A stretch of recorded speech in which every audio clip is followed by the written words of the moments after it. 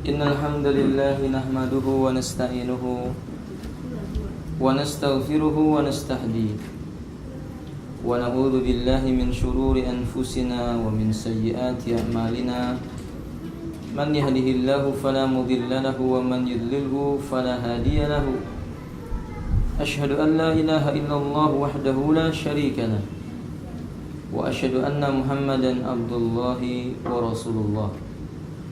Allahumma salli ala Muhammad wa ala alihi wa ashabihi wa man tabi'ahum bi ihsanin ila yaumiddin, amma ba'du. Ya ayyuhalladzina amanu taqullaha haqqa tuqatih wa la tamutunna illa wa antum muslimun. Ya ayyuhan nasu taqu rabbakumul ladzi khalaqakum min nafsin wahidah wa khalaqa minha zawjaha wa batha minhuma rijalan katsiran wa nisaa wattaqullaha alladzi tasaaluna bihi wal arham innallaha kana 'alaikum raqiba. Ya ayyuhalladzina amanu taqullaha wa qulu qawlan sadida yuslih lakum a'malakum wa yaghfir lakum dhunubakum wa may yuti'illaha wa rasulahu faqad faza fawzan 'azima. Wa ba'du fa inna asdaqal hadithi kitabullah wa khairal hadi Muhammadin sallallahu alaihi wasallam wa syarral umuri muhdatsatuha inna kulla muhdatsatin bid'ah wa kulla bid'atin dhalalah wa kulla dhalalatin finnar. Bapak dan Ibu sekalian, rahimani wa rahimakumullah.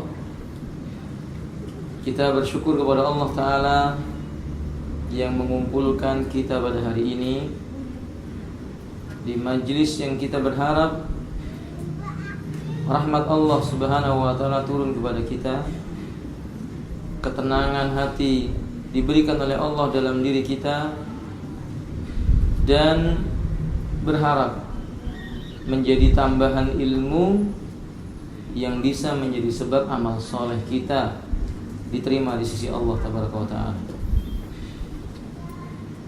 Kemudian pembahasan kita pada hari ini, kita akan menjelaskan tentang at-tadhkiyah asy-syar'iyyah wal udhiyah, penyembelihan yang syar'i dan beberapa hukum yang berkaitan dengan kurban. Pertama, at-tadhkiyah, penyembelihan. Ini berasal dari bahasa Arab dhakiyatul hayawan, dan isimnya adalah adzukat. Jika diterjemahkan berarti adzabhu wan nahru, menyembelih binatang dengan cara dzabah dan dengan cara nahar.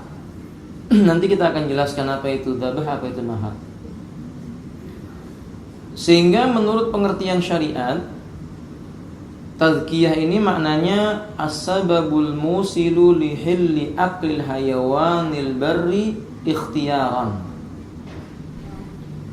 sebuah bentuk usaha yang menjadi sebab halalnya daging hewan daratan yang disembelih untuk dimakan. Berarti menunjukkan pada asalnya hewan-hewan daratan itu tidak halal dimakan kecuali dengan cara disembelih. Adapun binatang-binatang yang diberikan pengecualian yang tidak perlu disembelih ada. Hewan lautan misalnya tidak perlu disembelih. Nabi mengatakan al-bahru hillun maitatuhu tahurun ma'u hillun maitatuhu. Air laut itu suci dan mensucikan, sedangkan bangkainya halal dikonsumsi. Disebut bangkai karena tidak disembelih terlebih dahulu.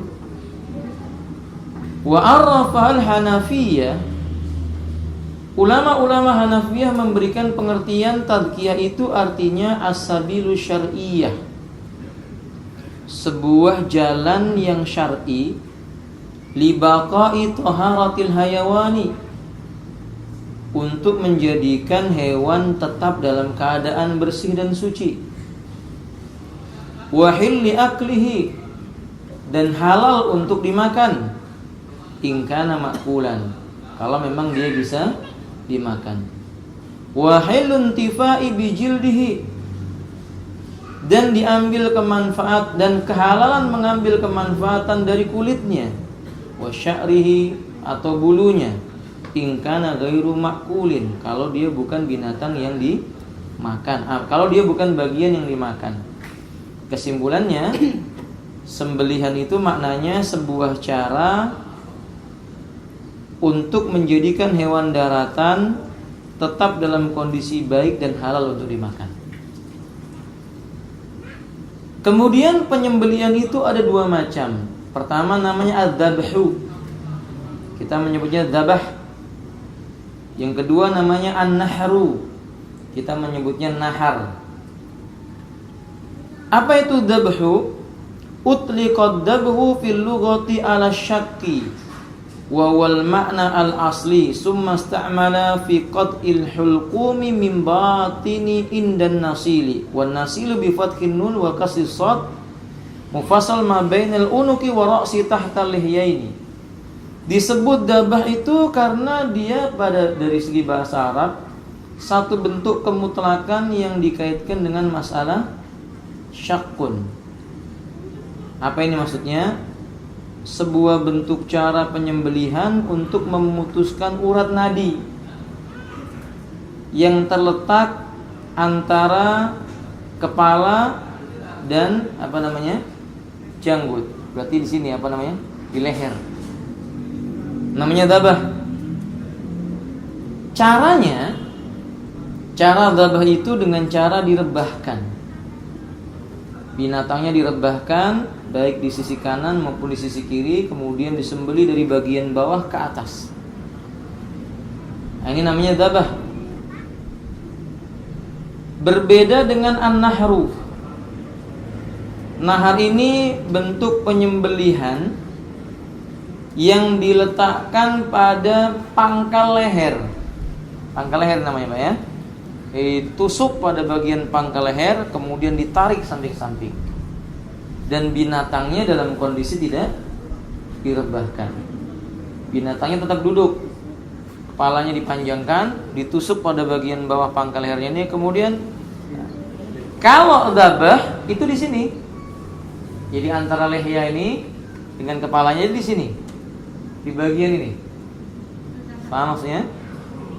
Ini namanya dzabah. Ibu-ibu bisa dimengerti? Ummahat bisa tahu ini? Ya.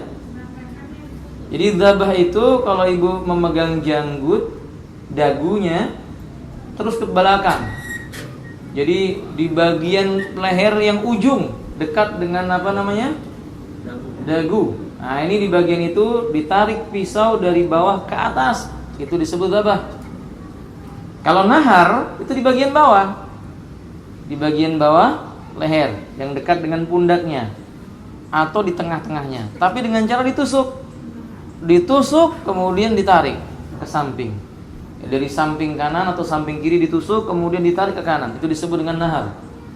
Dzabah binatangnya direbahkan, nahar binatangnya tetap dibiarkan duduk, lehernya ditegakkan. Biasanya dzabah ini hanya untuk onta. Wallahu a'lam bishawab. Faedah. Ada faedah. Takhsisul ibili bin nari wa ma'ada bidabhi mustahabun indal jumhur. Mayoritas para ulama mengatakan pengkhususan bagi onta dengan cara nahar tidak selainnya perkara ini hukumnya mustahab. Nahar hanya untuk onta, jumhur ulama berpendapat ini hukumnya mustahab. Khilafan lil Malikiyah, menyelisih pendapatnya kelompok atau mazhab Malikiyah. La wajibun wa wajhu istihbabihi anna Allah ta'ala dzakara fil ibilin nahar. Qala ta'ala fasalli li rabbika wanhar.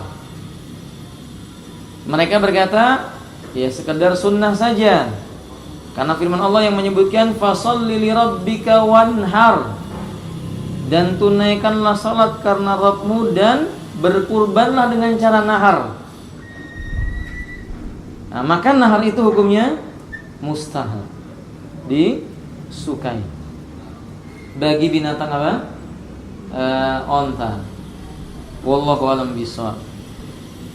Pasal berikutnya hukmu tadhkiyah wa hikmatu istiratiha.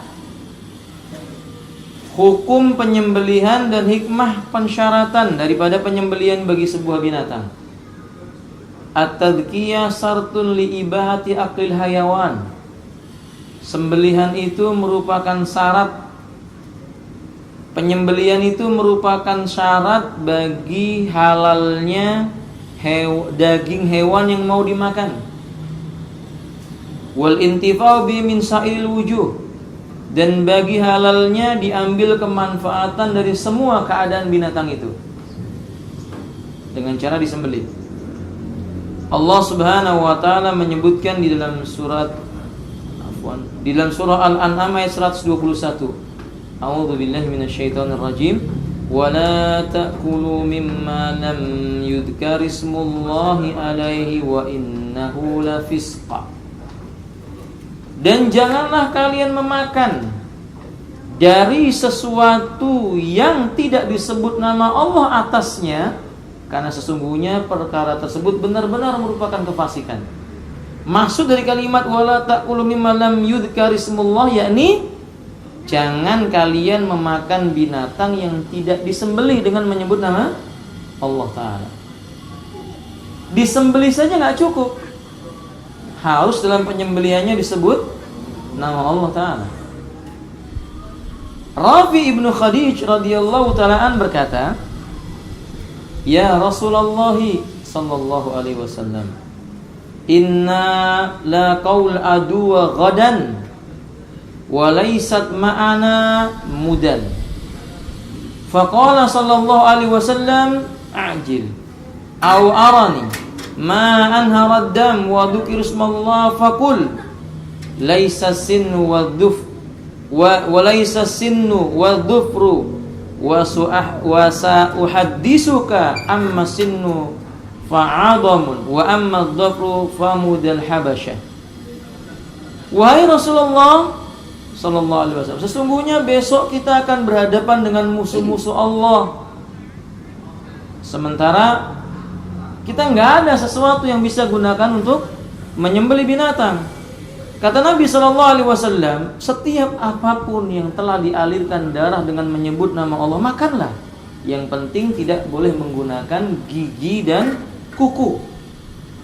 Ketika itu para sahabat bingung menyembelih binatangnya ini pakai apa? Karena pedangnya digunakan untuk apa? Perang besok pagi. Kalau digunakan untuk menyembelih binatang tidak tajam lagi. Maka Nabi mengatakan, apa saja dari binatang yang dialirkan darahnya dengan menggunakan sesuatu selain daripada gigi dan kuku, maka boleh kamu makan kalau disebut nama Allah. Nah, kemudian akan aku beritakan kepada engkau, adapun gigi dia itu tulang, menunjukkan tidak boleh menyembelih menggunakan tulang. Tulang bahasa Indonesia ya Bu ya, bukan tulang bahasa Batak. Kalau tulang bahasa Batak ya boleh saja dia menyembelih gitu ya. Nah, kemudian adapun kuku, maka kata Nabi sallallahu alaihi wasallam, ini merupakan bentuk penyembelihannya orang-orang Habasyah. Orang Habasyah itu dia kalau mau menyembelih itu menggunakan kuku, dicekik. Kambing itu Pak kukunya tajam, orang yang mau nyembelih itu kukunya tajam, panjang, ditusukkan ke dalam ininya, leher si kambing itu sampai mati. Itu orang Habasyah. Nah, Nabi melarang meniru perbuatan seperti itu. Islam mengajarkan binatang itu disembelih, bukan dicekik, bukan digigit juga, bukan digigit. Ya, nggak boleh nyembelih ayam pakai apa? Digigit lehernya gitu ya Bu ya. Karena mungkin ibu-ibu nggak sabar digigit sekalian ya. Nah, ini nggak boleh. Wallahu a'lam bishawab. Hadis ini dikeluarkan oleh Imam Bukhari dan juga Imam Muslim. Kemudian Syekh Abu Malik berkata, wa fi anna iraqatad dammi wa dzikru ismallahi 'ala dzabihati syartun li ibahati akli lahmiha. Dari sini kita bisa mengetahui bahwa sembelian itu dianggap benar syaratnya kalau dialirkan darah dan disebut nama Allah Taala. Sehingga kalau ada orang menyembelih tidak menyebut nama Allah, ya sembelihannya haram, dianggap bangkai. Atau orang menyebut nama Allah tapi dengan cara dicekik, itu juga tidak boleh, ini haram hukumnya. Wa amma hikmatu fi istirati tadhkiyah, ada hikmah mengapa disyaratkan binatang itu disembelih dulu sebelum dikonsumsi. Fa iya anna al-hurumat fil hayawanil maqula la makani damil masfuh. Kemuliaan, kehormatan binatang yang bisa dimakan dagingnya itu terletak pada darah yang dialirkan. Jadi binatang itu kalau darahnya dialirkan, dia bangga nanti di yaumil qiyamah. Berarti dia sesuai dengan fungsinya. Makanya ini tidak boleh kasihan ya Pak ya. Karena ada orang mau nyembelih kambing kasihan katanya. Mau nyembelih ayam kasihan. Ya udah, tapi makan dagingnya mau, kan aneh gitu ya. Nah, ini nggak benar gitu. Ya memang tabiatnya binatang itu disembelih. Wala yazulu illa bid-dabhi awin nahri. Dan keharaman binatang itu tidak bisa hilang darinya kecuali dengan cara disembelih atau dabah atau nahar. Wa anna syar'a innama warada bi ahlali thayyibati khassah. Syariat telah menyebutkan hewan yang bisa dimakan itu bukan hanya yang dialirkan darahnya tapi juga thayyib.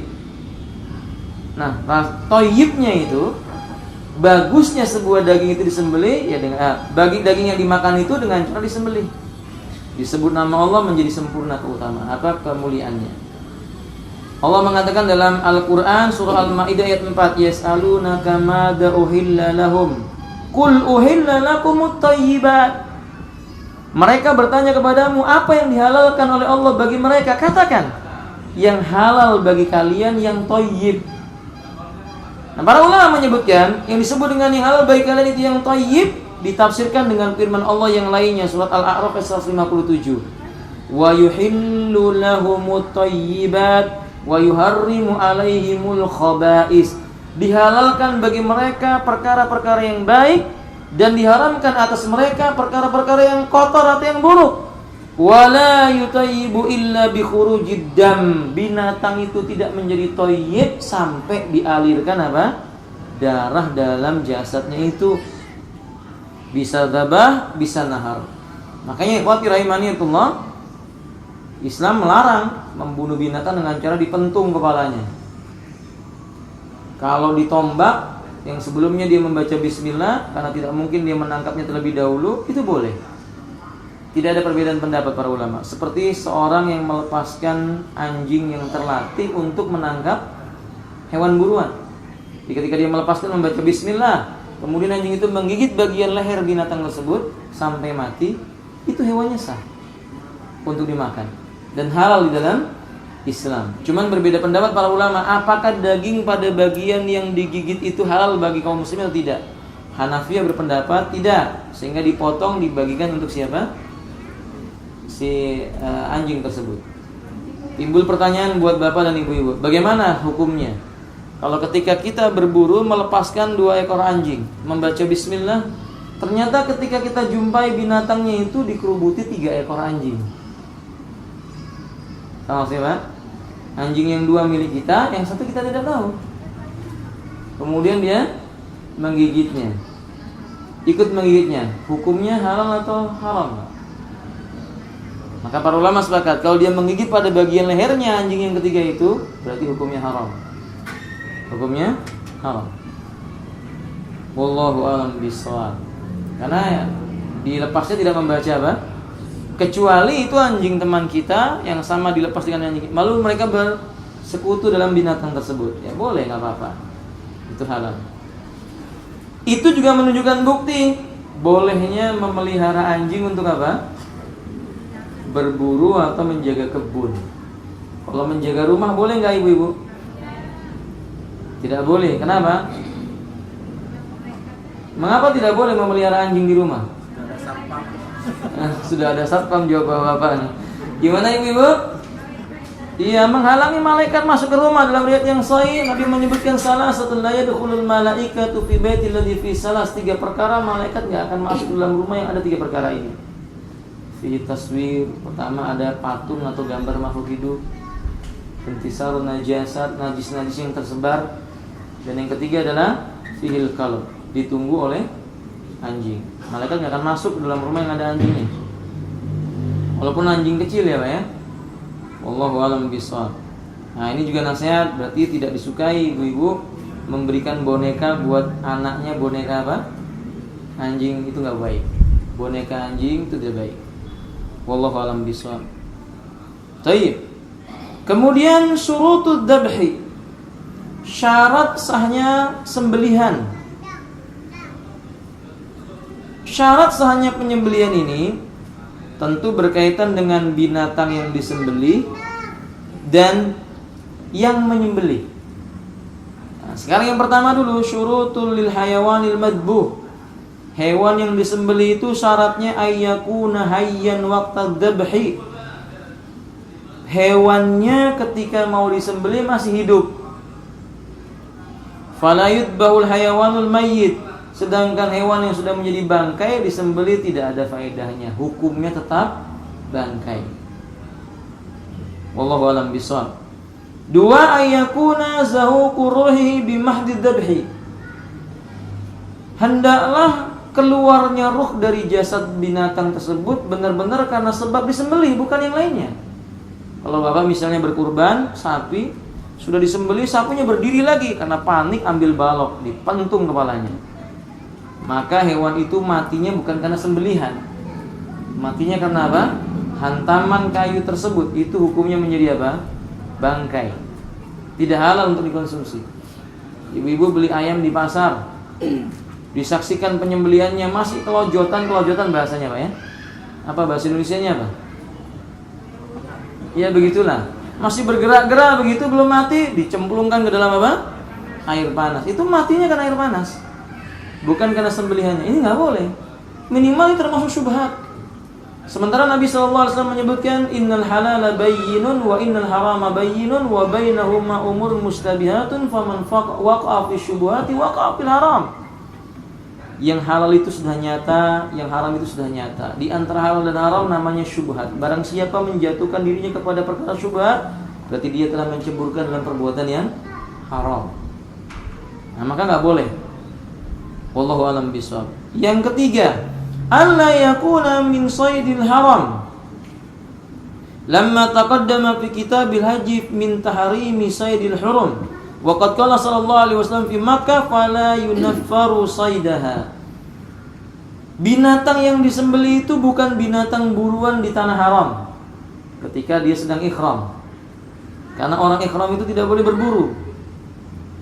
Haji maupun umrah tidak boleh berburu. Nabi mengatakan janganlah orang yang berhaji itu memburu hewan buruan yang ada di negeri itu. Fala yunaffaru sayda. Yani enggak boleh memburu hewan buruan yang ada di negeri Makkah dan di Madinah. Kesimpulannya orang yang ihram itu enggak boleh memburu binatang. Menunjukkan pemburu aja enggak boleh. Jadi kalau Bapak misalnya ada orang berburu, dia berkata, itu hewannya ada di situ, ikut membantu. Dia tidak ikut membunuhnya. Itu tidak boleh. Apalagi kalau dia membunuhnya, dilarang dalam Islam. Wallahu a'lam bishawab. Yang kedua, syurutud dzabih. Adapun persyaratan bagi orang yang menyembelih. Satu, ayyakuna aqilan. Mesti orang yang menyembelih itu berakal. Sawaan, sama saja, kana rajulan aw imra'atan, laki-laki maupun perempuan tidak ada bedanya. Berarti ini nasihat buat ibu-ibu. Boleh bagi wanita untuk apa? Menyembelih sendiri hewan kurbannya itu. Walaupun dalam kondisi haid, enggak apa-apa. Enggak ada ketentuan bahwa yang menyembelih itu harus suci dari haid, tidak. Kecuali wanita hamil tidak dianjurkan ya Pak ya. Ibu-ibu, bukan tidak dianjurkan karena nanti kalau orang Jawa apa namanya itu ya, orang hamil kan nggak boleh nyembelih karena apa itu Pak? Orang-orang ini bilang pamali gitu ya. Nanti kalau nyembelih anaknya jadi begini begitu, itu khurafat kalau itu syirik hukumnya, nggak boleh. Yang dimaksud wanita hamil nggak boleh menyembelih karena mudarat, membawa dirinya saja tidak sanggup, apalagi apa? Menyembelihnya. Itu maksudnya demikian. La darar wala dirar. Tidak boleh mendolimi atau memudaratkan diri sendiri dan orang lain. Wallahu a'lam bishawab. Balighan aw ghairu balighin, bahkan anak-anak yang belum baligh pun boleh menyembelih asal dia berakal. Jadi dia balik atau tidak balik, idza kana mumayyizan, tapi dengan catatan dia mumayyiz. Dia mumayyiz. Kemarin di Jawa itu Bapak, di Jogja, ada anak seorang ikhwan masih kecil gitu, dia bawa ayam. Kemudian ya ayam itu ayam hias begitu mungkin Pak, karena dia mungkin kepingin main untuk masak-masakan, maka dipotonglah leher anak itu dengan cara ditarik. Anak ayam itu ditarik lalu dibilang sudah disembelih, ayo kita masak, kata dia. Nah ini nggak halal karena memang anak ini belum apa? Mumayyiz. Dia nggak tahu bagaimana menyembelih yang benar. Kalau dia mumayyiz boleh walaupun dia belum balik. Mungkin anak usia 12 tahun dia mumayyiz. Anak 15 tahun walaupun dia belum bermimpi, tapi dia mumayyiz, boleh, nggak apa-apa. Fala tasihu tadkiyatul majnun, sembelihannya orang gila tidak sah. Wala sabiyul ladzi la yaqil, anak kecil yang belum mumayyiz tidak sah. Wala sukran, bahkan orang mabuk juga tidak sah. Li'anna ghairul aqil la yasihu minhul qasdu ila adzabi wa tasmiyah, karena orang yang akalnya belum sempurna atau tidak sempurna, dia tidak mengerti tujuan penyembelihan dan membaca apa yang harus dia baca. Abiyada qalal jumhur, sehingga inilah pendapat yang dipilih oleh ulama Hanafiyah, Malikiyah, Hanabilah, dan pendapat ini juga salah satu pendapat dari ulama Syafi'iyah. Wal adharu indahum annahu yasihu tadqiyatum jami'an. Saya tambahkan, kalau Ibnu Hazm, dulu ada seorang ulama yang bernama Ibnu Hazm rahimahullah ta'ala, beliau berkata, la tasihhu tadqiyah ghairil balighi kal majnuni wa sukrani li'annahum ghairu mukhatibina bi khitabi syara' fi qauli ta'ala illa ma dakkaitum. Tidak sah sembelihan orang yang belum baligh, juga orang yang gila, juga orang yang mabuk. Kenapa? Karena mereka tidak masuk dalam kategori yang disebutkan oleh Allah dalam surat Al-Maidah ayat 3. Illa ma dzakaitum, kecuali yang sempat kalian sembelih dia. Tidak disebut dengan khitab. Kenapa? Karena orang yang belum balik dan majnun itu ghairu mukallafin, dia tidak dibebani syariat. Ini menurut pendapat Ibnu Hazm. Yang rajih, anak kecil kalau dia mumayyiz walaupun belum balik, maka sembelihannya apa? Sah. 2, syarat yang kedua orang yang menyembelih itu ayyakuna musliman au kitabiyan.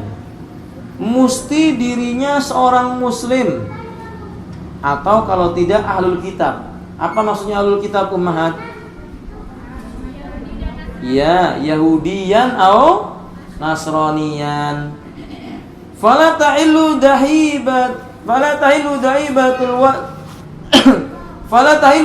dabihatul wasani wal majusi. Sembelihannya orang musyrik, penyembah patung, penyembah ruh-ruh, dan juga majusi, itu tidak sah, tidak halal untuk dimakan. Hadza muttafaqun alaih, tidak ada perbedaan pendapat para ulama, sepakat tentang masalah ini. Lianna ghairal muslim wal kitabi la yakhlusu dzikrasmillahi ta'ala. Karena orang yang tidak beragama Islam atau bukan ahli kitab, ya dia nggak mungkin bisa mengucapkan apa? Bismillah. Kenapa kalau ahli kitab bisa? Karena memang ahli kitab itu pada asalnya mereka mengenal Allah. Nasrani dalam kitab Injil ada nama Allah disebutkan di sana. Taurat dan Zabur juga disebutkan di sana. Kan ini kitab-kitab yang diturunkan oleh Allah Tabaraka wa Ta'ala. Maka kalau mereka menyembelih, mereka menyebut Bismillah. Cuman bahasa yang mereka gunakan, kalau mungkin orang Indonesia, dia menyebut apa? Dengan namanya Allah yang ada di langit sana. Atau misalnya orang Yahudi pun demikian menyebutnya. Nah, sembelian mereka ini sah. Wadhalika annal musyrika yuhillu li ghairillahi aw yadbau 'ala nasabi. Selain daripada muslim dan kitabi enggak boleh, karena orang musyrik itu biasanya kalau menyembelih yang disebut nama selain Allah, patung-patung, dewa-dewa atau semisalnya.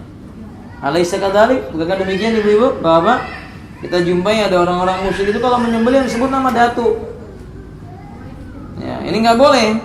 Allah Subhanahu wa taala menyebutkan di dalam surah Al-Maidah ayat 3, "Hurrimat 'alaikumul maitah." Diharamkan oleh Allah bagi kalian itu bangkai-bangkai. Sampai kepada ayat yang berbunyi, "Wa ma dabaha 'alan nusub." Dan sesuatu yang disembelih atas nama berhala-berhala. Berarti haram hukumnya. Wal majusi la yadhkur ismallah 'ala dhabiha. Enggak mungkin menyebut nama Allah dalam menyembelih binatang, karena Tuhannya Majusi itu siapa? Api. Wallahu a'lam bishawab. Amma ahlul kitab, cuman mungkin ada orang yang bertanya, lo gimana dengan ahlul kitab? Kan dia kafir juga. Fa innama dhabiyatum fa innama halad dhabiyatum. Sesungguhnya sembelihan mereka itu hukumnya halal. Allah mengatakan ta'amul ladina utul kitab hillul lakum. Surah Al-Maidah ayat 5.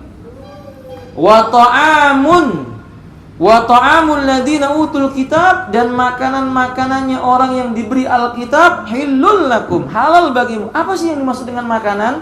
Ibnu Abbas radhiyallahu taala anhu di dalam riwayat yang dikeluarkan oleh Imam Bukhari secara ta'liq menyebutkan ta'amuhum ay dabaihuhum. Makanan mereka artinya adalah sembelihan-sembelihan mereka. Jadi Ibnu Abbas jelas menegaskan di sini sembelihannya Yahudi dan Nasrani itu halal.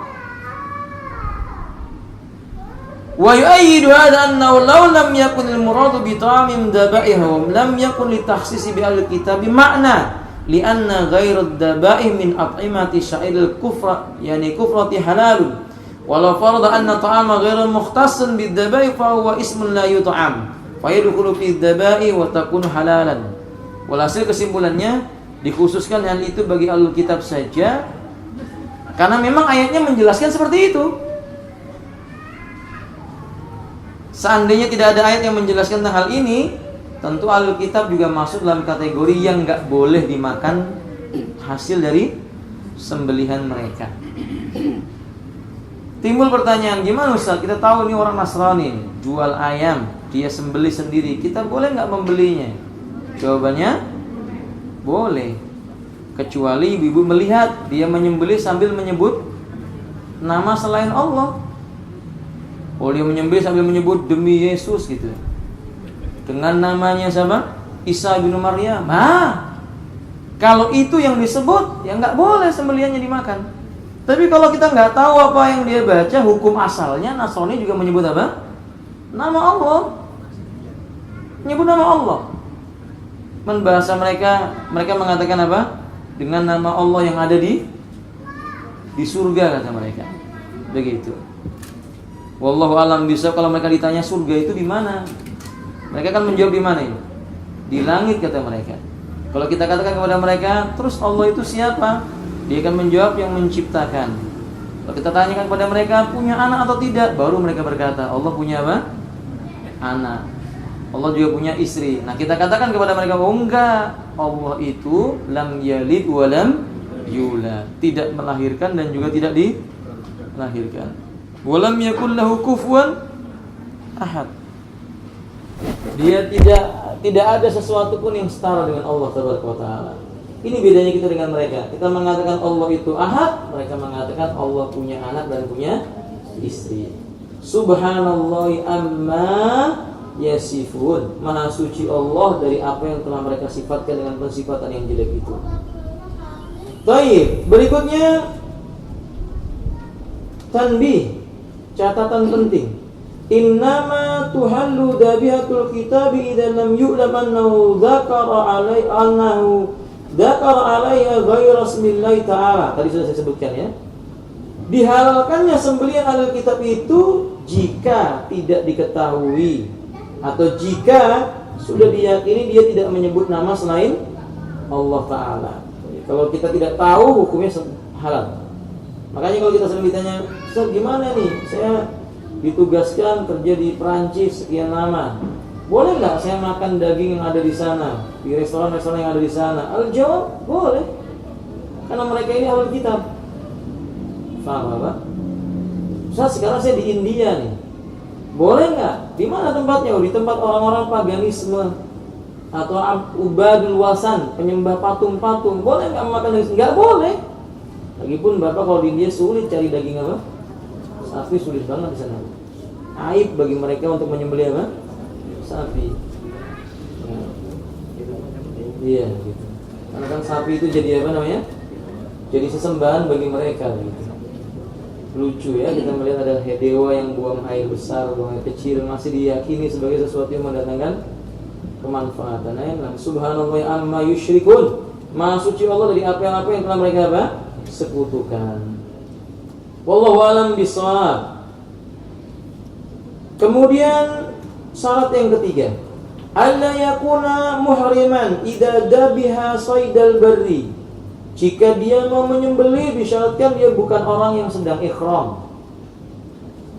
Penjelasannya sudah kita sebutkan tadi ya. Di antaranya firman Allah Subhanahu wa taala surah Al-Maidah 95, ya ayyuhalladzina amanu la taqtulus sayda wa antum hurum. Wahai orang-orang yang beriman, janganlah kalian menyembelih binatang-binatang atau membunuh binatang-binatang buruan dalam keadaan kalian sedang berikhram. Di ayat yang lainnya surah Al-Maidah 96 Allah berkata, wa hurrima 'alaikum saydul barri ma dumtum hurma. Diharamkan bagi kalian selama kalian ikhram binatang-binatang buruan atau menyembelih binatang tidak boleh ketika dia sedang ikhram. Wallahu a'lam bishawab.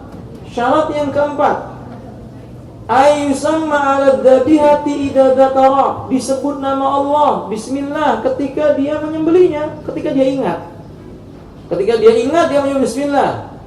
Fa in ta'ammada taraka wa huwa qadirun 'ala an-nakbi lam tuqal dzabihatu indal jumhuri. Menurut mayoritas para ulama, kalau ada orang sengaja meninggalkan membaca bismillah padahal dia sanggup baca bismillah, maka menurut jumhur ulama dagingnya tidak halal untuk dimakan. Wa man nasiya aw kana rasa ukilat dzabihatu. Tapi kalau ada orang yang lupa, mungkin seorang muslim ketika mau nyembelih bunyi apa? Handphone. Nah, dia angkat handphonenya sambil bicara, mungkin dengan headsetnya, dia berkata, oh ya, Eva, apa kabar? Tapi dia terus apa? Motong begitu Pak. Udah selesai, qadarullah, sudah disembelih. Ini boleh kalau yang menyembelihnya seorang apa? Muslim, karena lupa. Paham dong?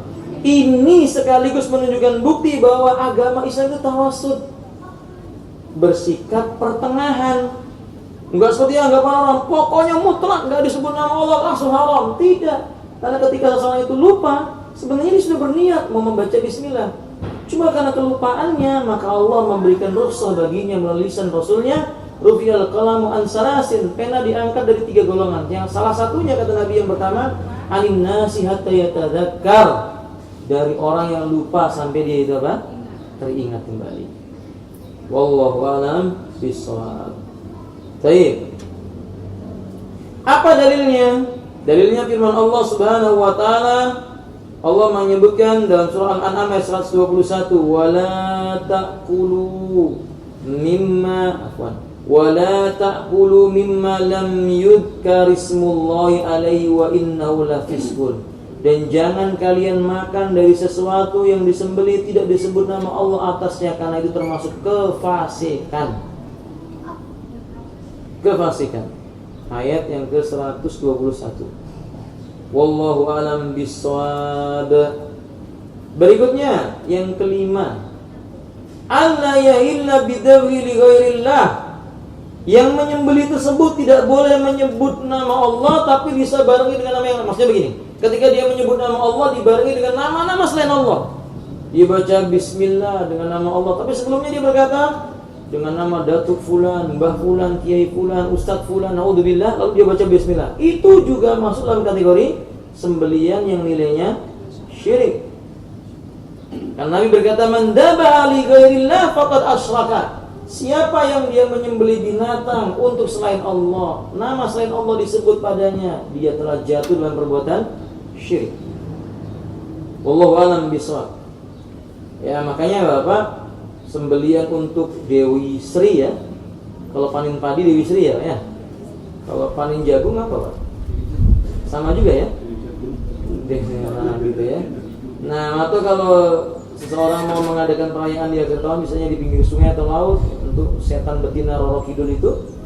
Kemudian kalau di Kalimantan apa namanya itu? Acara apa namanya? Rau. Iya, itu ya, itulah gitu. Sana disembelih, ini nggak boleh. Walaupun dia baca bismillah, tapi dia sebut nama selain Allah yang lain, ini nggak boleh. Ini masuk dalam kategori syirik. Wallahu a'lam bishawab. Dalilnya nanti bisa dilihat dalam surah Al-Maidah ayat yang ketiga ya. Wa ma uhilla li ghairillah bihi, dan diharamkan sesuatu yang disembelih dengan nama selain Allah. Wadzabu li ghairillah haramun di hadis Abi Tufail. Menyembelih untuk selain Allah itu hukumnya haram berdasarkan hadisnya Abu Tufail. Ini nasihat, Pak. Kita sering menjumpai pemuda-pemuda ketika ada sesaji diletakkan di sebuah tempat, yang sudah meletakkan itu pergi, maka pemuda itu pun menyerbu sesaji itu. Ini banyak kerugiannya. Pertama, jelas sekali sesaji itu ditujukan kepada siapa? Setan. Nah, ketika pemuda-pemuda itu makan itu, jangan-jangan setannya memang si pemuda-pemudanya ini. Paham ya, Bapak? Yang kedua, Nabi SAW melarang sembelian yang ditujukan kepada selain Allah untuk dimakan. Ya, wallahu a'lam bishawab. Walhasil dikatakan dalam hadis ini akhassukum Rasulullah sallallahu alaihi wasallam bi syai'in faqala ma khassana Rasulullah sallallahu alaihi wasallam bi syai'in lam ya'ummu bin nas ka fa illa ma kana fi qarabi sayfi hadha qala fa akhraja sahifah maktubun fiha la'ana Allah man daba li ghairillah. Nabi mengatakan Allah melaknat orang yang menyembelih yang ditujukan kepada selain Allah. Wa la'ana Allah man saraqa manarul ardi, dan Allah melaknat orang yang merubah patok-patok tanah. Apa maksudnya ini, Pak? Mungkin orang itu patoknya di sini digeser satu jengkal. Orang yang menggeser patok tanah satu jengkal saja dalam Nabi Muhammad di hari kiamat dia akan dibebani 7 lapis bumi. Itu satu jengkal. Bagaimana kalau dia ngambil satu kapling? Nauzubillah, Pak. Nauzubillah min dzalik. Ya. Wa la'ana Allah man la'ana walidahu. Allah melaknat orang yang melaknat orang tuanya. Ini orang yang mencaci orang tuanya, memaki orang tuanya, dilaknat oleh Allah. Wa la'anallahu man awa muhdisan. Allah juga melaknat orang yang melindungi atau orang yang berbuat kerusakan. Enggak boleh. Enggak boleh menutup-nutupi orang yang jelek. Pertanyaan buat Bapak, agak menyimpang dikit. Kalau ada orang yang nyata-nyata berbuat kejahatan, dan kejahatannya jelas melakukan kerusakan yang besar, memudaratkan kepada Islam, boleh nggak kita melindunginya? Boleh nggak Ibu?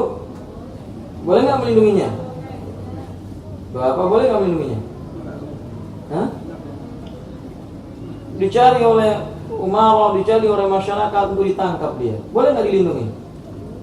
Teroris misalnya, Pak, yang nyata-nyata misalnya dia mengadakan pembunuhan kepada kaum muslimin, hanya gara-gara katanya ini sudah fasik, ini sudah kafir, ini sudah rusak, lalu dia bunuh. Kemudian kita tahu orang ini, boleh nggak kita menutup-nutupinya, Pak? Kok diam jadinya? Ibu-ibu boleh nggak? Nggak boleh menutup-nutupinya, nggak boleh. Karena jelas mengadakan sebuah apa? Kerusakan. Tapi bukan berarti kita terus kemudian menyebarkan, oh ini orangnya di sini, tidak. Kalau tidak ada yang bertanya, tidak perlu apa? Diberitahu. Tapi kalau ada yang bertanya dan mencarinya, ya maka tidak boleh ditutup-tutupi. Boleh? Mana?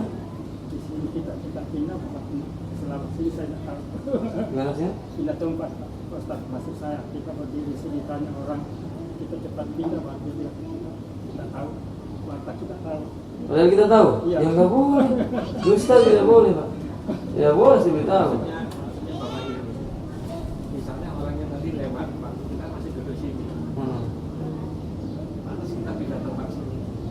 Iya.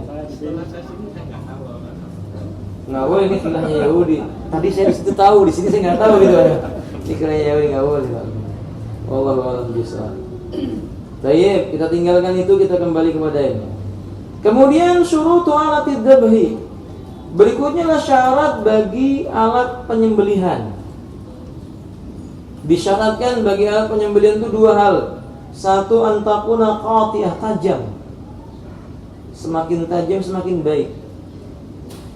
Sawa'un kana hadidan am amla.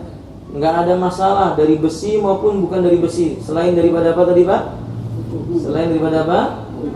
Tulang atau kuku atau gigi. Ini enggak boleh. Wallahu a'lam bishawab. Ini tajam. Kemudian wasaun kan hada am qalila madamat qati'ah. Ya enggak masalah, mau bambu, mau batu, mau besi, selama dia itu tajam nggak ada masalah, karena tujuan penyembelihan itu adalah mempercepat kematian si binatang tersebut dengan dialirkan darah untuk memutuskan jalan darahnya tadi, jalan nadinya atau jalan pernafasannya. Wallahu a'lam bishawab. Yang kedua tadi sudah disebutkan, alla takuna 'adhaman aw dhafran, enggak boleh tulang dan enggak boleh kuku. Karena Rafi Ibnu Hadid mengatakan, aku bertanya kepada Nabi SAW, tadi hadis yang kita sebutkan, besok kita akan berjumpa dengan musuh-musuh Allah, tapi kita enggak membawa sesuatu untuk menyembelih binatang. Kata Nabi, setiap sesuatu yang bisa dialirkan darahnya, disebut nama padanya, maka makanlah dia, selain daripada gigi dan kuku, karena gigi itu tulang dan kuku itu merupakan alat penyembelihannya orang-orang Habasyah. Nah, kemudian apakah boleh menyembelih menggunakan alat sembelihan yang modern? Pakai apa itu misalnya itu, Pak? Hah? Apa? Bukan Pak. Laser. Pakai laser boleh atau enggak? Boleh nggak ibu-ibu? Nggak boleh, karena tidak mengalirkan darah. Karena tidak mengalirkan apa? Darah. Jadi ketika disembelih kan langsung kering, darahnya tidak keluar, nggak boleh. Oke? Apa? Nggak boleh.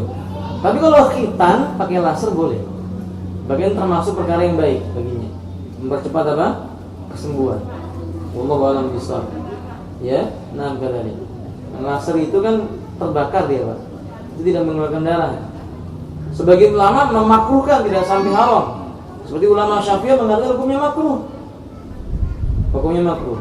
Wallahu a'lam bishawab.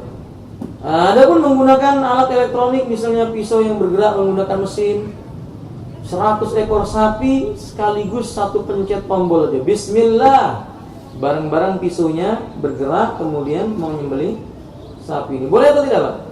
Boleh, tidak dilarang. Yang seperti tidak dilarang. Cuman berbeda pendapat para ulama, bagaimana kalau pisaunya itu satu tapi sapinya bergerak 100, pencetnya sekali, bismillah, satu sapi lewat, potong, datang lagi sapi, nggak bismillah lagi, potong. Nah, ini berselisih pendapat para ulama. Sebagian ulama mengatakan boleh, karena ini sesuai dengan awalnya, niat di awalnya. Sebagian lagi mengatakan tidak, sembelian itu harus setiap kali disembelih membaca bismillah. Kita katakan ikhtiyatun, hati-hati lebih baik, meninggalkannya lebih baik, lebih selamat, jauh dari syubhat. Wallahu a'lam bishawab. Adabud dzabhi, kemudian etika dalam menyembelih. Disukai menyembelih itu mengikuti etika berikut ini. 1. Ihsanud dzabhi, penyembelihannya itu dibaguskan menyembelihnya. Ya, seperti apa? Dipercepat. Aw bi ihdadis sitkin, pedang yang terhunus, pisau yang tajam. Karena Nabi SAW berkata, Innallaha katabal ihsan ala kulli syai'. Sesungguhnya Allah telah mewajibkan untuk berbuat baik pada segala sesuatu. Fa idza qataltum, bila engkau hendak membunuh, fa ahsinul qitlah. Fa ahsinul qatlah, baguskanlah membunuhnya. Bunuh siapa ini maksudnya, ibu-ibu? Bunuh siapa maksudnya? Musuh di medan perang. Kalau kita berperang itu kan membunuh musuh. Islam melarang bunuhnya itu diirit-irit. Ambil telinganya dulu 2, besok dicicil hidungnya, besok kakinya, nggak boleh. Dalam Islam kalau mau bunuh langsung dipercepat. Beda dengan orang-orang kafir. Lihat orang-orangnya Genghis Khan, tahu Genghis Khan? Yang berperang di masanya Syekhul Islam Ibnu Taimiyah dan semisalnya. Jadi kejam sekali, mereka membunuh itu dengan cara dicincang-cincang. untuk menggetarkan hati kaum muslimin. Dan para ulama berfatwa, kalau musuh melakukan cara yang seperti itu, maka boleh dibalas seperti yang mereka lakukan. Tapi kalau tidak boleh. Boleh? Kalau tidak boleh. Gitu. Wallahu a'lam bishawab. Hanya para ulama ditanya, mana lebih afdol, menggorok leher musuh atau melempar? Saya lihat di YouTube itu, pejuang Sisan, chatnya itu Pak, ketika menangkap musuhnya, dia ingin menakut-nakuti orang Soviet itu dengan cara disembelih hidup-hidup. Diikat tangannya, dipegang begini, digorok lehernya berkali-kali seperti ini Pak. Sampai putus sebenarnya kepalanya. Kalau ibu-ibu melihat ini, bisa-bisa nggak jadi makan gitu ya, nggak doyan makan. Tetapi mengapa dilakukan? Ternyata mereka orang Soviet itu ketika membunuh Serbia dan grupnya itu juga, ketika membunuh kaum muslim itu dengan cara yang sangat keji. Wanita saja dibunuh dengan cara dibelah perutnya, dikeluarkan isinya. Makanya kaum muslimin membalas seperti itu. Wabe? Nah, itu hanya untuk di medan perang. Toyib. Gimana? Semangat nggak ini Pak? Serem atau nggak ini? Kita lagi, wa idza dzabhatum fa ahsinu dzabha. Kalau kamu mau menyembelih, baguskanlah penyembelihannya. Wal yuhadda ahadukum syafratahu, tajamkan dulu pedang salah seorang di antara kalian. Wal yurid dzabiyatahu, dan percepat penyembelihannya. Dipercepat. Bismillah, Allahu akbar, cepat begitu. Selesai. Kemudian ikhwati rahimani wa rahimakumullah, yang kedua etikanya ijja'ud dzabihah, ditidurkan, direbahkan. Hewan sembelihannya itu direbahkan. Berdasarkan hadis Aisyah radhiyallahu taala anha, bahwasannya Rasulullah sallallahu alaihi wasallam itu amara bi kabsin aqranin yaqau fi sawadin wa yabruka fi sawadin wa yanduru fi sawadin fa atabil yudhha bihi faqala la ya Aisyah halu min madiyah summa qala ishadiha bihajarin faqultu summa khada wa khadal kabsh fa adja'ahu summa dabahahu summa qala bismillah Allahumma taqabbal min Muhammadin wa ali Muhammadin wa min ummati Muhammadin summa doha bihi. Nabi pernah berkurban dengan 2 ekor kambing. Warnanya hitam, ada putihnya. Dalam riwayat yang lain putih sempurna. Dalam riwayat yang lain putih keabu-abuan. Maka Nabi memanggil Aisyah. Aisyah pun kemudian melihat membawa 2 kambing itu dan Nabi membaringkannya. Lalu Aisyah berkata, Nabi menyembelih sendiri kambing itu sembari membaca Bismillah dengan nama Allah. Allahumma ya Allah taqabbal, tolong terima min Muhammadin, kurbannya Muhammad, wa ali Muhammad, dan keluarganya Muhammad, wa min ummatihi, wa min ummati Muhammadin, dan dari umatnya Muhammad. Baru beliau sembelih. Faedah dalam hadis ini, 1, disembelihnya binatang itu rebahnya di sisi sebelah. Sisi sebelah mana Pak? Kiri. Jadi bagian kirinya di bawah, supaya tangan kirinya memegang apa? Tanduknya, tangan kanannya menyembelih. Paham maksudnya apa? Hewannya itu direbahkan di sisi kiri. Di sisi kiri ya, sisi kirinya di bagian bawah. Kemudian yang menyembelih itu nanti menarik bagian kepalanya atau tanduknya. Karena supaya lebar, supaya jarak antara dagu dengan dadanya dia jauh. Semakin jauh jaraknya, semakin mudah untuk apa? Menyembelihnya. Paham? Kalau dengan tangan kanannya dia menyembelih dari bagian bawah, kalau ini kepala ini Pak ya, maka diambil dari bagian bawah sini ke atas. Bukan begini, bukan menyamping. Jadi dari bawah sini ditarik ke atas supaya putus bagian apa? Nadi dan jalan pernafasannya. Faham? Ummahat paham? Baik. Dalam riwayat yang lainnya disukai menghadap ke arah kiblat. Disukai menghadap ke arah kiblat. Apa yang menghadap ke arah kiblat? Penyembelihnya, ya berarti bagian kakinya juga di arah kiblat. Sebelah kiri kepalanya. Paham ini Pak ya? Sebelah kiri kepalanya kita menghadap ke kiblat, lalu kita menyembelih sambil membaca Bismillah Allahumma taqabbal minni wa min fulan wa min fulan wa min, sebutkan namanya. Allahu Akbar. Paham? Atau Allahumma taqabbal min fulan, fulan ibn fulan, fulan ibn fulan, Bismillah Allahu Akbar. Fahim? Begitu cara menyembelihnya. Bukan takbiran. Karena yang di masjid-masjid di kampung-kampung kita itu ketika mereka mau menyembelih binatang itu takbiran, kan gitu Pak ya. Ayo mana yang mau kurban, ayo menyaksikan. Udah itu Bismillah Allahu Akbar dibaca takbiran sampai selesai takbiran.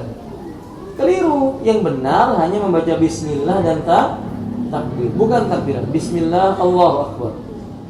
Nah, kalian. Wallahu a'lam bishawab. Sudah hafal ya Pak ya? Perlu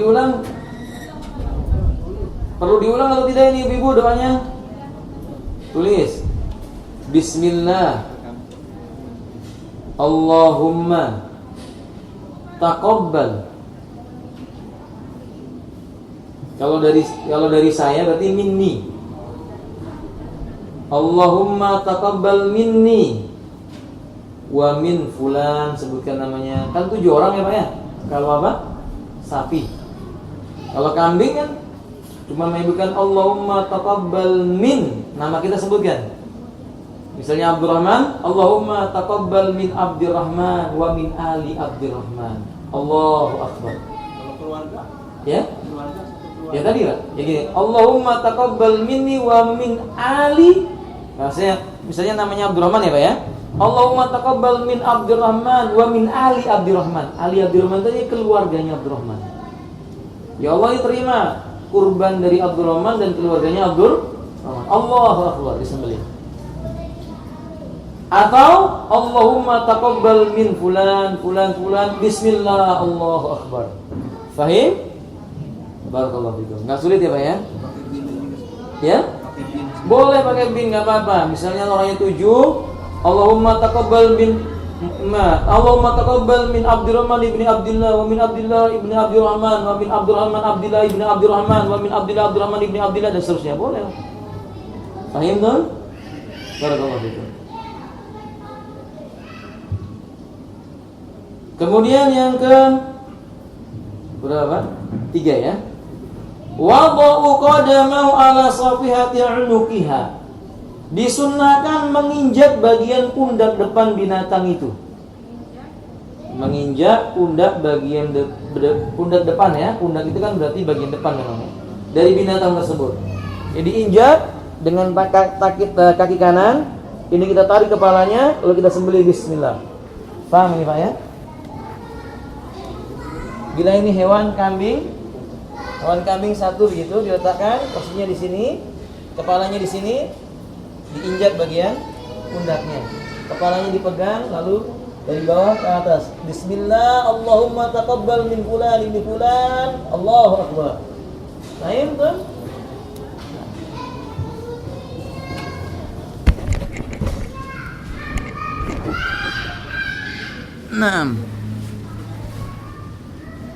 Apa ada dalilnya yang seperti itu? Ada, dikeluarkan oleh Imam Bukhari. Dari Anas bin Malik beliau berkata, "Dhaha Rasulullah sallallahu alaihi wasallam bi kabshaini amnahaini." Nabi pernah berkurban dengan 2 ekor kambing yang berwarna putih. Fara'aitu wadi'an qadamahu ala safahihima. Aku lihat ketika beliau menyembelih, kakinya itu menginjak bagian pundak si kambing itu. Yusamma wa yukabbira, beliau membaca bismillah dan takbir. Fadabahahuma biyadi, beliau sembelih dengan tangannya sendiri. Faedah 1, dengan hadis yang sebelumnya tadi itu memberikan faedah kepada kita, boleh berkurban untuk orang lain. Karena tadi Nabi menyebutkan wa min ummati Muhammadin, dan untuk umatnya Muhammad sallallahu alaihi wasallam. Jadi kalau misalnya Pak Suhaidi mau berkurban untuk ibunya, ayahnya atau keluarganya, boleh. Ya Allah, terima ini kurban ibuku, adikku, pamanku dan seterusnya. Lalu bismillah Allahu Akbar, itu boleh. Tidak mengapa, ya? Nah, kalau almarhum ini khilaf para ulama. Ada perbedaan pendapat para ulama apakah ini boleh dikurbankan atau tidak. Sebagian ulama membolehkan dengan syarat kalau yang dikurbankan itu semasa hidupnya punya niat ingin berkurban. Karena hadis Nabi yang menyebutkan idza arada ahadukum ayyudhi, apabila salah seorang di antara kalian punya keinginan untuk berkurban, berarti itu harus punya niat. Kalau yang tidak punya niat kurban, untuk apa dikurbankan? Laha ma kasabat wa lakum ma kasabtum. Bagi mereka apa yang mereka kerjakan, bagi kalian apa yang kalian kerjakan. Wallahu ta'ala alam bisawab. Sebagian lagi mengatakan perkara itu tidak boleh sama sekali.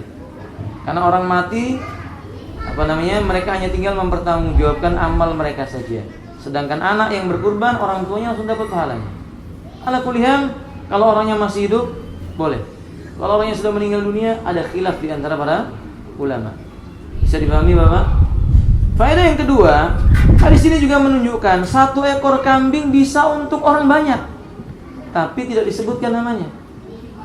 Hanya menyebutkan secara umum, Allahumma taqabbal min Muhammadin wa ali Muhammadin. Ya Allah, terimalah ini kurban dari Muhammad dan keluarganya Muhammad. Kan banyak keluarganya Rasulullah.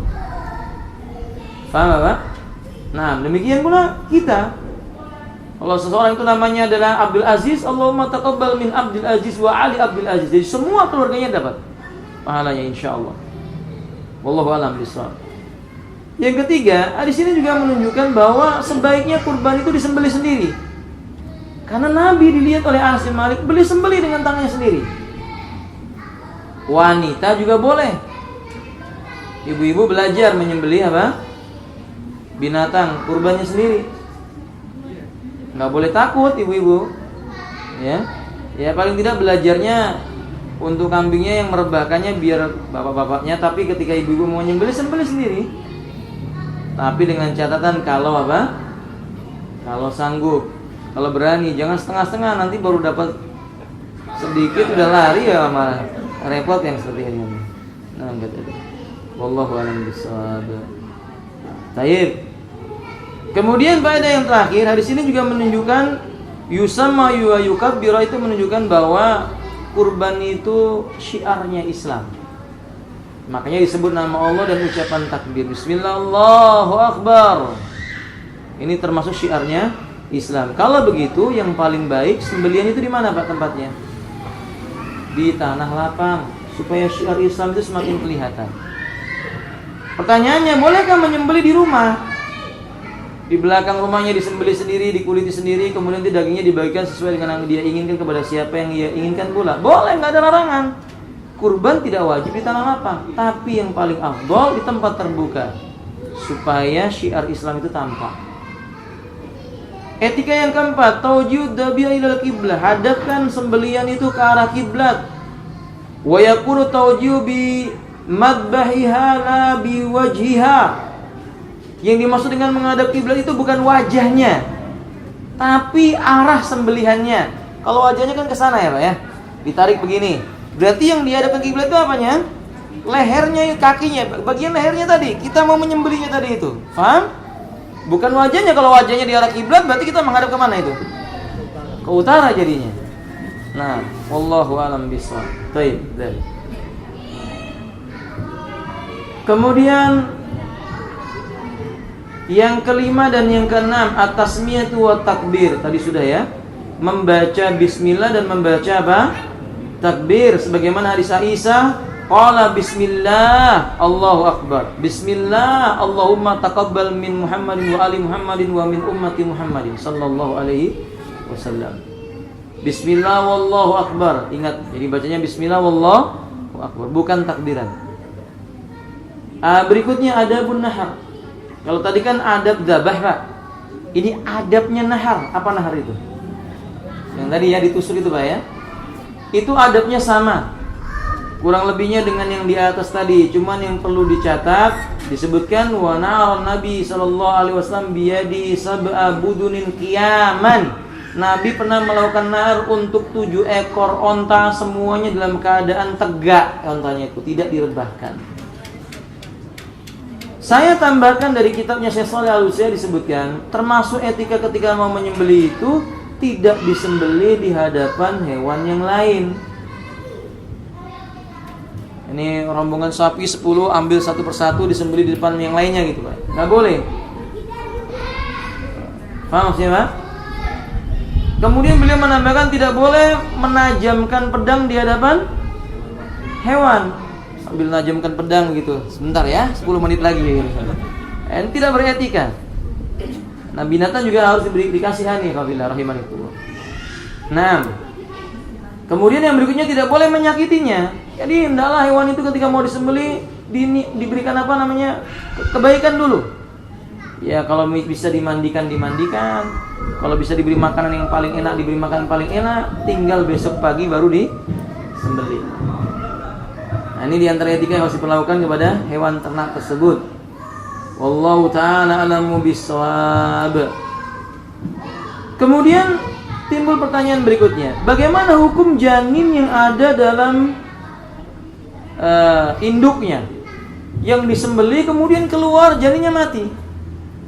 Jadi seorang itu tahu ada janinnya dalam perut induknya, nggak mungkin dibelah dulu, maka dia sembelih dulu induknya. Begitu induknya itu selesai disembelih, baru dia belah. Ternyata janinnya keluar sudah dalam keadaan apa? Mati. Apakah boleh dimakan atau tidak? Ayo ibu-ibu, boleh dimakan atau tidak? Janinnya tadi loh, halal atau haram? Kalau masih hidup selesai permasalahan. Dia keluar masih hidup, tinggal apa? Disembelih lagi. Ini dia keluar sudah mati. Halal. Halal. Bukan haram, halal. Ini dalilnya.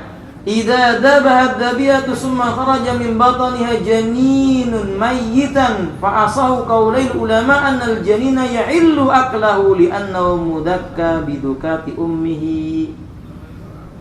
Sesungguhnya janin yang keluar dari perut induknya dalam keadaan mati, menurut pendapat yang paling rajih dia itu halal karena sembelihannya sama bagi sembelihan induknya. Dalilnya ketika Abu Sa'id Al-Khudri berkata, "Sa'altu Rasulullah sallallahu alaihi wasallam 'anil janin." Aku bertanya kepada Nabi tentang janin yang keluar dari perut sapi atau onta. Kata Nabi, "Kulu in syi'tum." Kalau kamu mau kamu makan, enggak apa-apa. Wa fi riwayat qultu ya Rasulullah. Dalam riwayat yang lain aku berkata, "Wahai Rasulullah, kami berkurban dengan seekor onta. Ketika disembelih, ketika kami menyembelih onta, sapi dan juga kambing, kami menjumpai di perutnya itu ada janin. Apakah kami harus membuangnya atau memakannya?" Apa kata Nabi? "Kulu in syi'tum." Kalau kamu mau ya kamu makan. Fa inna dukatu ummi, karena sembelihan janin itu diikutkan dengan sembelihan siapa? Induknya. Hadis dikeluarkan oleh Imam Abu Daud, Tirmidzi dan Ibnu Majah. Wallahu a'lam bishawab. Naam kadalik. Amma idza kharaja janinu hayatan mustaqarratan lam yahillu aqla illa bidabhi. Kecuali kalau dia keluar dalam keadaan hidup, enggak disembelih lalu dia mati, ya berarti hukumnya bangkai. Enggak boleh dikonsumsi. Penting yang berikutnya, maqutia minal baimati wa hayatun. Bagaimana hukumnya? Anggota tubuh binatang yang diambil dalam keadaan binatangnya masih hidup. Mungkin ibu-ibu mau sop buntut, sayang nyembelih sapi terlalu gede gitu toh, maka dipotong apa? Buntutnya saja. Gitu toh. Atau mungkin mau rujak cingur gitu ya Bu ya, maka dipotong apa? Lisannya saja. Apakah ini boleh? Ibnu Waqid Al-Laisi berkata, Abu Waqid Al-Laisi rahimahullahu taala berkata, "Anna Nabiy sallallahu alaihi wasallam qala, ma quti'a minal baimati wa hiya hayyatun fa huwa maitatun." Sesuatu yang dipotong dari hewan ternak dalam kondisi masih hidup hewannya, maka potongannya itu hukumnya bangkai. Berarti enggak boleh. Ya? Enggak boleh. Hadisnya dikeluarkan oleh Imam Abu Daud dan Tirmidzi. Dan berkata Abu Malik, hadisnya ini hasan. Berkomentar Imam Ibnu Hazm rahimahullah taala, "Wa ma qutiya minal baimati wa hayyatun aw qabla tamami tadqiyati anha fa huwa maitatun la yahillu aklahu." Apa saja yang diambil dari binatang ternak dalam kondisi masih hidup atau belum sempurna kematiannya. Ini sapinya belum sempurna nih matinya. Disembelih tapi masih bergerak-gerak. Kan udah enggak sabar, cepat-cepat dipotong apa namanya itu? Ekornya, maka hukum ekor tadi itu adalah bangkai, haram dikonsumsi. Silakan dilihat lagi lebih luas dalam kitab Al-Muhalla juz yang ke-7 halaman 449. Ini tentang penyembelihan. Masih ada waktu Bapak? Kita lanjutkan? Lanjutkan apa cukup ibu-ibu? Kita lanjutkan dulu ya, karena ini kan belum masuk bab adha, udhiyah. Kurban. Apa sih kurban itu Pak maknanya? Ma yudakka taqarruban ilallahi ta'ala fi ayyamin nahri bi syara'itin makhsusatin. Hewan yang disembeli dalam rangka mendekatkan diri seorang hamba kepada Allah yang Maha Tinggi di hari tertentu dan dengan syarat yang juga tertentu. Ya. Jadi seolah-olah kurban ini nggak bisa dilakukan, kurban disebut dengan adha ya, kecuali waktunya sudah ditentukan. Tanggal berapa ibu-ibu? Kurban itu tanggal berapa? 10, 11, 12 dan 13 Dzulhijjah. Apakah ini disyariatkan? Ya, sebagaimana Allah menyebutkan dalam surah Al-Kautsar, "Fasholli li rabbika wanhar." Maka tunaikanlah salat karena Rabbmu, lalu berkurbanlah. Salat apa ini ibu-ibu? Maka tunaikanlah salat karena Rabbmu, lalu berkurbanlah. Salat apa ini? Salat wajib atau salat Id? Salat Id. Kalau begitu Id hukumnya wajib atau tidak? Id itu wajib atau tidak ibu-ibu? Salat Id itu wajib atau sunnah? Bapak-bapak sekarang, wajib atau sunnah Pak? Ibu-ibu wajib atau sunnah? Wajib. Mana yang benar ini? Sama sebagaimana Anda, para ulama juga berbeda pendapat. Para ulama berbeda pendapat, ada yang mengatakan wajib, ada yang mengatakan, mereka yang mengatakan wajib dalilnya firman Allah surah Al-Kautsar ini, "Fasholli li rabbika wanhar." Ini kalimat perintah. Sedangkan kalimat perintah dalam hukum fikih itu pada asalnya memberi makna wajib. Selain daripada itu, sholat Id ini di zaman Nabi wanita-wanita pingitan saja dikeluarkan. Wanita-wanita haid pun mendatangi tempat mendengarkan khutbah. Nah, maka dari sini kita mengetahui sebagian ulama yang berkata wajib dalilnya sangat kuat. Sebagian lagi mengatakan hukumnya apa? Sunnah, karena hadis Nabi SAW ketika seorang lelaki bertanya, "Wahai Rasulullah, apa yang diwajibkan oleh Allah kepada diriku berupa salat?" Kata Nabi, "Salat 5 waktu." Kata sahabat, adakah yang lainnya? Kata Nabi, enggak, kecuali cuma tahu sunnah saja. Nah, dari hadis ini maka pendapat yang kedua mengatakan, loh, itu menunjukkan bukti selain salat 5 waktu hukumnya sunnah. Ala kuliah kita katakan, wajibkah ataukah sunnahkah? Jelas disyariatkan. Enggak peduli wajib, enggak peduli sunnah, ini disyariatkan. Lah karena perkara tersebut disyariatkan, ya enggak pantas kaum muslimin meninggalkan sholat Id. Bagaimana dengan berkurbannya? Qala ba'dul ahlul ilmi, sebagian ahli ilmi mengatakan al-udhiyatu ba'da sholatil Id. Fasholli li rabbika wanhar, dan tunaikanlah salat karena Rabbmu dan berkurbanlah, yaitu al-udhiyah ba'da sholatil Id. Menyembelih hewan kurban setelah salat Id. Wa amma sunnah, adapun dalil dari sunnah Nabi berkata, Anas bin Malik berkata, "Dhahan Nabi sallallahu alaihi wasallam bi kabshaini amlaini aqranaini dabahuma biyadi." Nabi pernah berkurban dengan 2 ekor kambing yang kelabu, sudah pantas usianya untuk disembelih. Beliau sembelih dengan tangannya sendiri. Ini menunjukkan bukti kurban itu masyru', disyariatkan. Kalau disyariatkan, wajib atau sunnah hukumnya? Bisa wajib, bisa. Nah, yang benar yang mana ya? Yang pertama berkata, "Annaha wajibatun 'alal musir." Yang kaya dan punya kelapangan wajib untuk kurban. Ini pendapatnya Imam Rabi'ah, Al-Auza'i, Abu Hanifah, Al-Lais, dan sebagian ulama Malikiyah rahimahumullah ta'ala al-jami'. Apa dalilnya sih?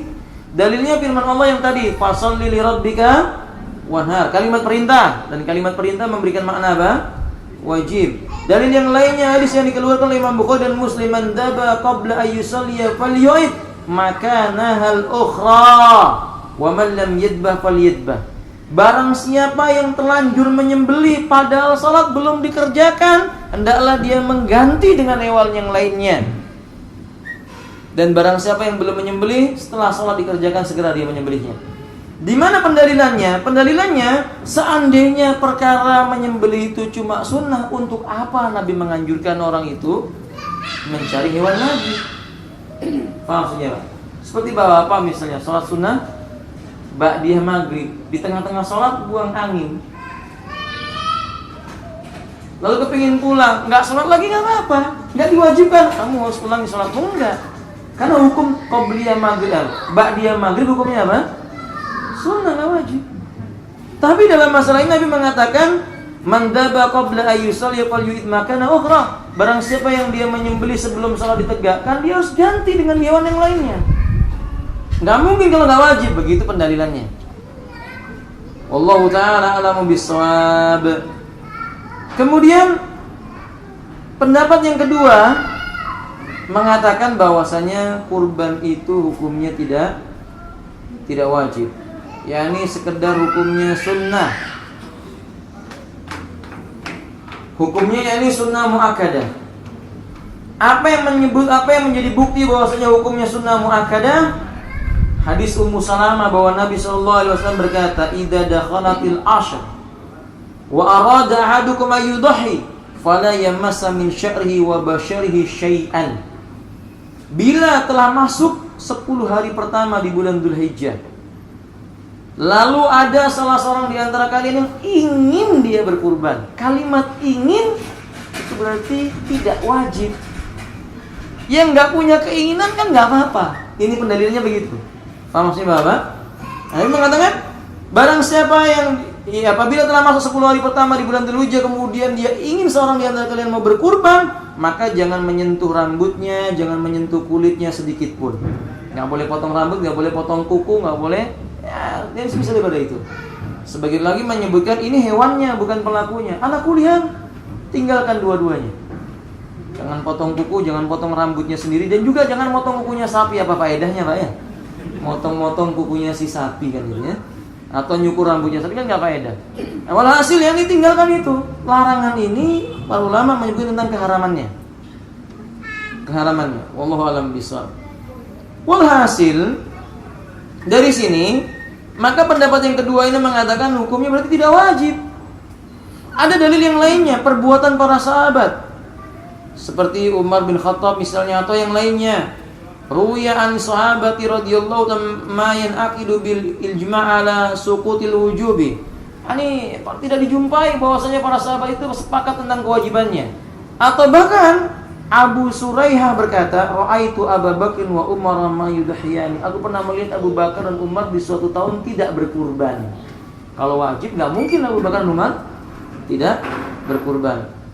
Bahkan seorang sahabat yang bernama Abu Mas'ud Al-Ansari radhiyallahu ta'ala berkata, "Inni la'adaul adha." Benar-benar tahun ini aku enggak berkurban. Wa inni la musir, padahal saya punya kesanggupan. Makhafatan ayyara jirani anna hakamun alayya. Semata-mata saya khawatir tetanggaku mengira bahwa kurban bagiku hukumnya wajib. Dari sini maka pendapat yang paling kuat yakni berkurban itu hukumnya sunnah muakkadah. Sunnah yang sangat dikuatkan. Tetapi bagi orang yang kaya nggak pantas meninggalkan sunnah muakkadah yang seperti ini. Karena kurban ini kelak di yaumil qiyamah akan menjadi bukti kebaikan dirinya. Adapun kisah riwayat yang menyebutkan bahwa orang yang berkurban sapi di hari kiamat nanti nunggang sapi, kurban onta dari kiamat nunggang onta, itu riwayatnya tidak sahih. Tidak sahih.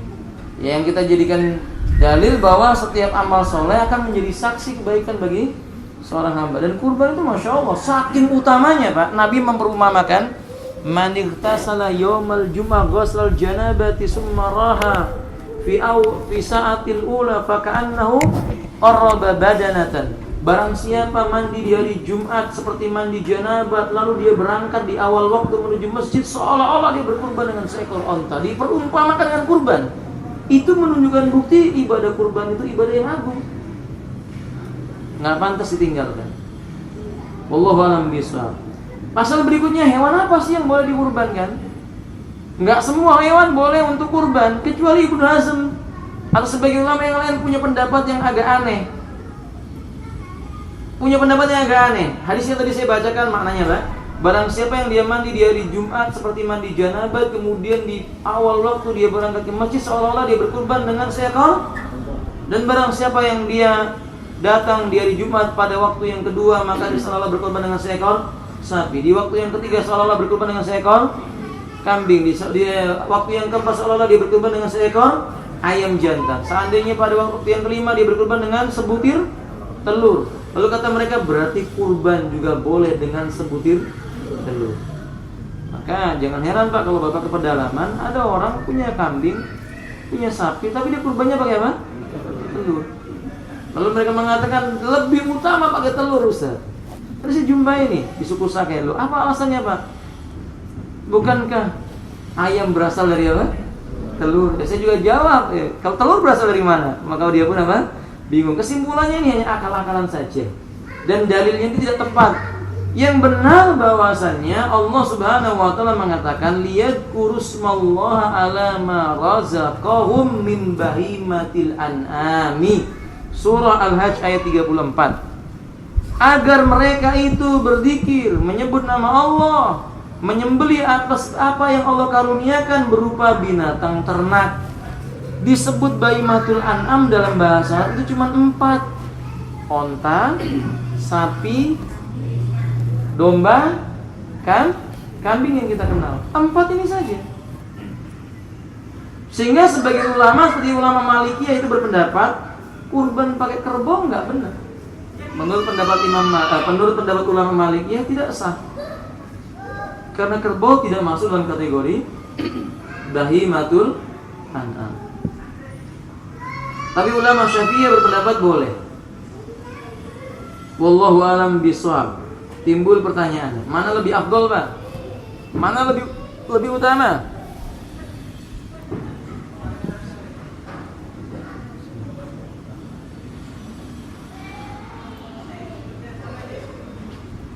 Mana lebih afdol? Onta, sapi, atau kambing, atau domba?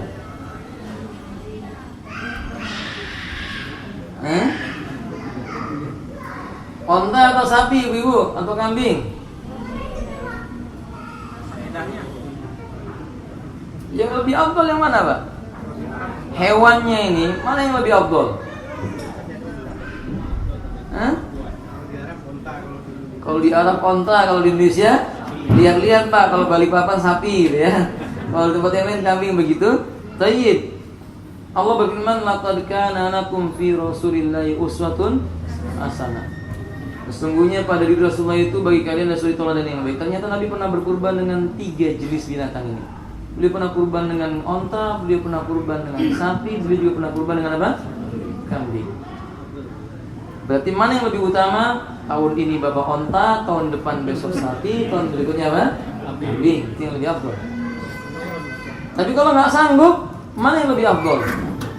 Maka Imam Malik berpendapat yang paling mahal. Yang paling mahal. Karena biasanya hewan yang paling mahal itu yang paling bermanfaat. Bukankah demikian Pak? Kalau memang ada kambing yang lebih mahal dibandingkan sapi, kambing itu lebih baik. Sebagian ulama lagi berpendapat tidak. Yang paling banyak manfaatnya, dagingnya lebih besar.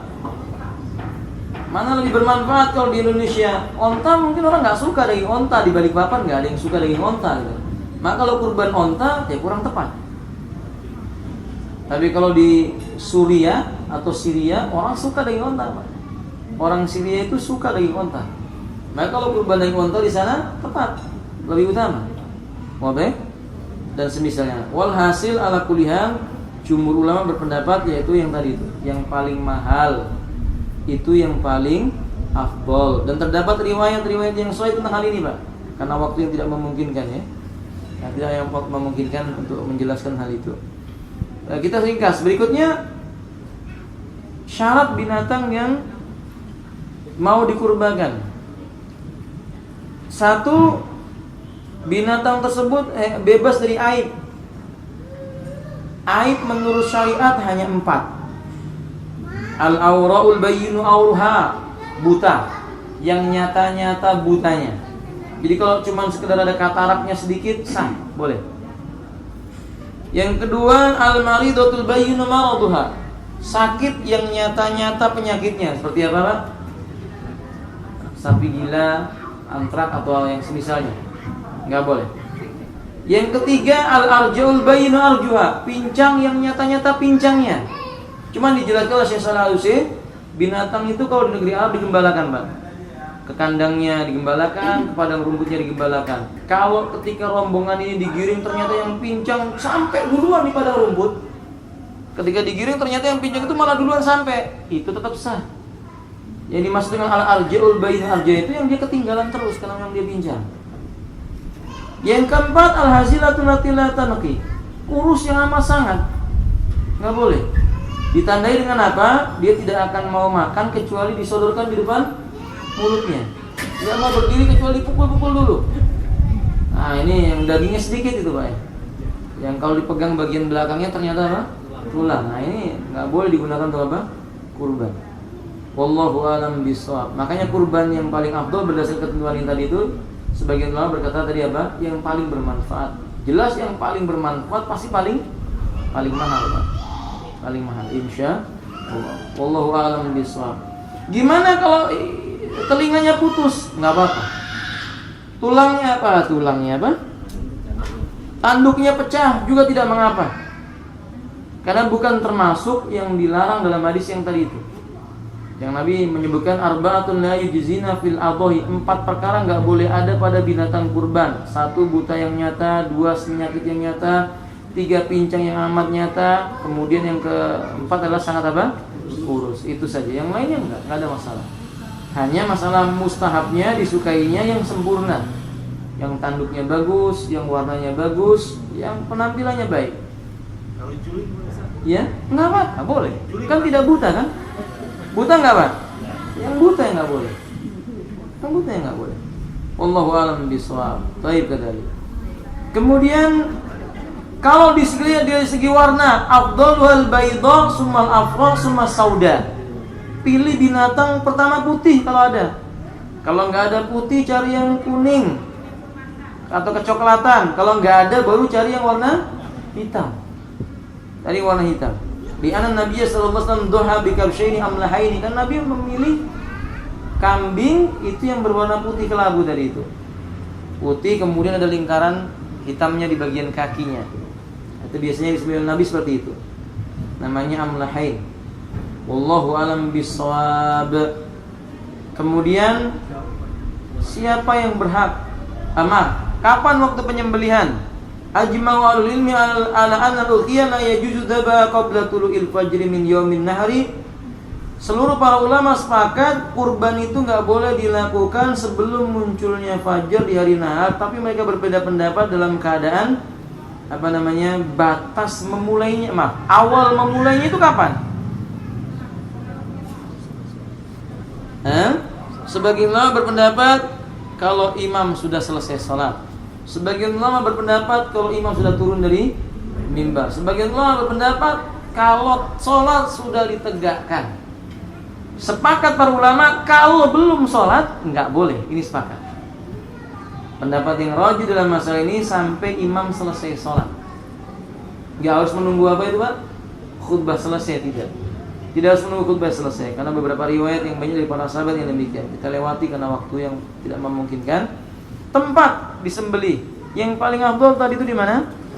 Nah, di lapangan. Sehingga dianjurkan kurban, sholat Idul Adha itu dianjurkan berpagi-pagi, Pak. Cepat selesai supaya cepat melaksanakan apa? Kurban. Beda dengan Idul Adha, beda dengan Idul Fitri. Kalau Idul Fitri ditunda agak siang biar banyak yang berkumpul. Karena mereka kan sibuk dengan makan dulu. Sedangkan Idul Adha tidak, berangkat ke masjid tidak makan dulu. Nanti makannya daging yang diolah dari sembelihannya tadi. Cuma masalahnya di negeri kita ini wallahu alam, kan semuanya serba lambat ya, Pak. Ya kalau selesainya nyembelihnya jam 5 ya jadi puasa seharian jadinya gitu. Dan itu enggak boleh gitu. Enggak boleh. Ini jadi muskilahnya. Walhasil berarti termasuk sunnah makan daging sembelihannya sendiri itu. Wallahu alam bishawab. Siapa yang berhak mendapatkan dagingnya? Yang menyembelih berhak. Al-aqlu minha wa tasaddaqu al-fuqara wal iddiharu min lahmiha. Ya boleh seseorang itu memakan dagingnya, boleh membagi-bagikan kepada yang siapa ingin bagikan, baik miskin maupun kaya. Kemudian dia juga menyimpan dagingnya untuk dibekal, nggak ada masalah. Semua ini boleh, nggak ada masalah. Orang fakir berhak untuk mendapatkan ini. Sehingga Allah mengatakan liyashhadu manafi'a lahum wa yadhkuru ismallahi fi ayyamin ma'lumatin ala ma razaqahum min bahimatil an'am fakulu minha wa at'imu al-ba'isal faqir. Allah Subhanahu wa taala mengatakan di dalam surah Al-Hajj ayat 28 agar mereka menyaksikan kemanfaatan bagi mereka dengan menyebut nama Allah ketika menyembelih binatang yang dikaruniakan oleh Allah kepada mereka pada hari-hari yang telah ditentukan. Makanlah darinya, berikan makan kepada fakir miskin darinya pula. Kesimpulannya, ayat ini menunjukkan boleh dimakan sendiri dan boleh diberikan kepada orang. Ini bantahan kepada mereka yang berkata orang yang kurban gak boleh makan dagingnya. Wah, ini propaganda yang batil ini, Pak. Sesat dan menyesatkan. Ya, nggak boleh. Termasuk akikah itu, Pak. Kan banyak tersebar orang yang berakikah nggak ikut makan apa dagingnya, cuma lihat orang makan saja. Ya Allah musta'an. Ini tidak benar. Ini pendapat yang tidak benar. Ya, boleh makan darinya. Wallahu ta'ala alam bisa. Menyimpannya juga boleh. Kalau dahulu Nabi melarang. Dulu Nabi melarang menyimpan lebih daripada 3 hari. Karena di masa itu masa paceklik, di mana Nabi tidak suka kalau ada orang yang makan enak, sebagian lagi kelaparan. Maka Nabi perintahkan untuk membagikan kepada seluruh kaum muslimin. Tapi setelah itu kaum muslimin sudah mapan, maka boleh manusia menyimpannya. Hal-hal yang tidak boleh dilakukan oleh orang yang berkurban. Satu, la yajuzu bai'u bi syai'in minha. Enggak boleh menjual apapun yang berasal dari hewan kurban tersebut. Bagi yang berkurban ya, Pak. Bapak berkurban dapat bagian dagingnya, karena Bapak enggak suka dijual, enggak boleh. Tapi kalau orang lain, kita beri si fakir itu daging kambing, dia enggak suka daging kambing, dia jual, lalu uangnya dia belikan beras. Boleh, tidak ada larangan. Bagi yang mendapatkan bagian, bukan yang berkurban ya. Yang berkurban tidak boleh. Nabi berkata, "Wala tabi'u luhumal haddi wal adai faqulu wa tasaddaqu wastamta'u bi juludiha wa la tabi'uha." Jangan kalian jual daging sembelihan kurban maupun hadyu. Makanlah darinya, bersedekahlah dengannya, manfaatkanlah kulitnya. Jangan kalian jual dia. Berarti menjual kulitnya juga enggak boleh, Pak. Menjual kulitnya juga tidak boleh. Karena ada banyak para kurban itu, ya sudah kita sepakat nanti kulit kita jual aja. Nanti uangnya kita sedekahkan ke masjid. Ini enggak boleh. Kecuali itu kita hadiahkan kepada si A. Ini kulit saya hadiahkan buat kamu. Lalu si A itu menjualnya. Boleh atau tidak? Boleh. Seperti tadi daging itu boleh. Hah? Enggak boleh. Kamu sembelih sapi saya, kamu dapat bagian kepala. Kamu sembelih sapi saya, kamu dapat bagian kulit. Enggak boleh. Itu sama dengan jual beli. Memperjualbelikannya. Paham, Pak? Yang boleh menghadiahinya. Karena dia sudah menyembelih sapi saya, ini kulitnya saya hadiahkan buat kamu, boleh. Tapi kalau 10 sapi dia sendirian, itu bukan hadiah lagi, ini khilah namanya. Jelas ini mau mengatasnamakan hadiah, padahal itu jual beli, tidak boleh. Oke? Kalau di masjid 10 atau dihadiahkan, kulitnya dihadiahkan gitu ya? Iya, hadiahkan kepada siapa yang mau, hadiahkan kepada mereka. Nanti orang yang dapat hadiah itu dia jual, ya itu hak dia, nggak ada masalah. Jangan berpikir kalau sudah masuk kurban tidak boleh berpikir apa? Bisnis. Sedikit pun nggak boleh. Sayang ya Ustaz, lumayan kalau dijual 10 sapi 10 juta ya. Nggak bisa seperti itu. Sesuatu yang sudah untuk Allah Subhanahu wa taala jangan lagi berpikir tentang. Nah, kalau yang motong itu di kulitnya itu Ustaz, dari pemotongan kita potong di nah. Terus orang yang motong itu kita beri upah. Kita beri upah. Upah kurbannya itu dengan menggunakan uang sedekah atau infak. Kalau misalnya Bapak bersekutu beli satu sapi, biasanya kan ada uang upah untuk pemotongannya. Itu yang kita berikan. Kulitnya berupa hadiah. Iya, kalau dihadiahkan boleh, Pak. Ini hadiah buat antum. Tawarkan kepada yang berkurban itu. Siapa yang mengambil kulitnya? Enggak ada, udah kasihkan aja sama si fulan ya. Sudah berarti hadiah. Paham, Pak? Nah, barakallah. Kemudian la yu'til jazaru ajratu minal udhiyah. si tukang jagal nggak dapat bagian daging sembelihan. Berarti tukang potongnya Pak ya. Dan pokoknya semua yang itu dia nggak dapat bagian itu. Nggak dapat bagian sedikit pun dari bagian hewan kurbannya itu. Li'annahu yasiru mu'awidan bihi wa inama yu'ti ujratuhu min mali. Diambil dari hartanya, bukan dari hewannya tersebut itu. Sebagaimana Ali bin Abi Thalib berkata bahwa Nabi memerintahkan dirinya untuk menyembelih onta. Kemudian dibagi-bagikan dagingnya. Lalu daging dan juga kulitnya tersebut sama sekali Ali tidak mendapatkan bagiannya sedikit pun. Oke? Riwayat ini dikeluarkan oleh Imam Ahmad dan yang lainnya. Wallahu ta'ala a'lamu bissawab. Kemudian, bolehkah orang yang tidak sholat mendapatkan bagian hewan kurbannya itu? Ini ada khilaf para ulama.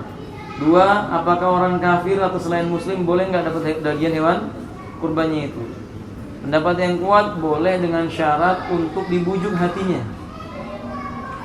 Dibujuk hatinya supaya dia kenal dengan Islam, dekat dengan Islam, mau masuk Islam.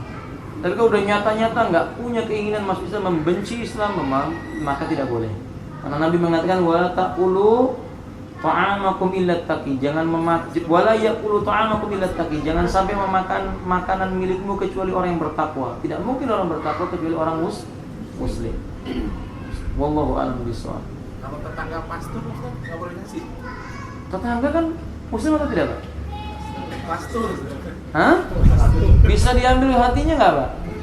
Nggak usah. Nggak usah. Nggak usah. Kasih yang lainnya aja, kasih permen atau kasih apa gitu. Nah, wallahu a'lam bishawab. Baik. Sampai di sini mungkin Bapak, kalau ada yang ditanyakan silakan, kalau tidak ada kita cukupkan sampai di sini. Saya rasa sampai di sini semoga bermanfaat. Subhanallahumma wa bihamdika asyhadu an la ilaha illa anta astaghfiruka wa atubu ilaika. Assalamualaikum warahmatullahi wabarakatuh.